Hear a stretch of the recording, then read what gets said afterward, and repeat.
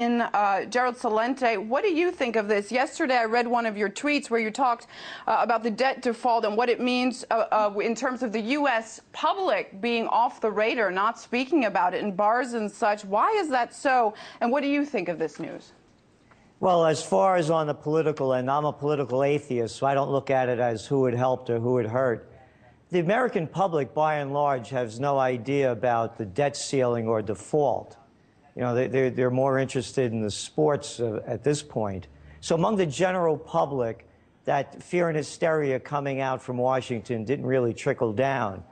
However, when you really look at the world news and you hear what they're saying, whether it's coming from the World Bank, whether the IMF, whether the leading bankers of the world, or from China with now its de-Americanization, this was really a spectacle following a series of spectacles that has downgraded America's image worldwide to levels I've never seen so low. I'd like to add to that and say that this is not democracy at work.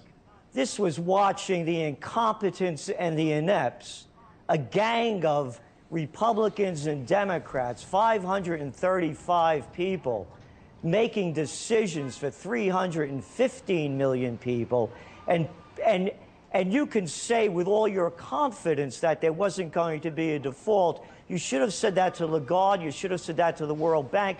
You should have said that to Jamie Dimon and so many others who feared that. No, dude. That's from the Treasury. The Treasury. You should have said it to fix ratings because you're going to find the U.S. government's credit rating reduced.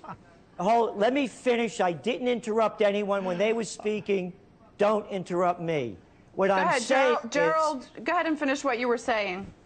What I'm saying is that this is just another level of incompetence. Whether it's going to war against Syria, whether it's starting wars in Iraq or Afghanistan, whether it's the war on drugs, whether it's sequestration, whether it's going over the physical cliff, you have a bunch of incompetent and inept people hiding behind this barrier that we are congressmen and senators and everything is under control. The whole world is laughing at America.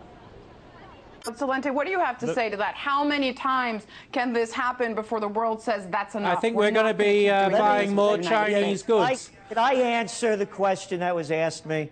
I just want to hear from Gerald. Right. Here's what Harry Reid said. The compromise we reach will provide our economy with the stability it desperately needs. It set the country on a path to fiscal sustainability. It has done no such thing. We also have the tapering issue in front of us. Interest rates are set to rise, and when they go up, the economy goes down. All of that has been shown in Washington is the complete ineptness and incapability of both parties to effectively run a government. To take the nation to the 11th hour and the world at this level is the height of irresponsibility, and it shows in the polls. What is it? Some 80% of the people have lost faith in Congress. The sad factor is we have no choice. It's what John Adams warned us about and the other founding fathers, not to have two major parties control the country, because it's no different than the Bloods of the Crips, the Bananas of the Gambinos, or the Democrats of the Republicans. They're gangs. They dress differently and talk differently, but in the end, it's murder, pillage, and rape. What's next? More of the same, but worse. The incompetence and the ineptness. We may get diverted by another issue. Like, hey, look how quickly they went to war, wanted to go to war with Syria. They could do that like that. So we may get diverted when the next crisis comes, a geopolitical issue, but it'll be more of the same, but worse.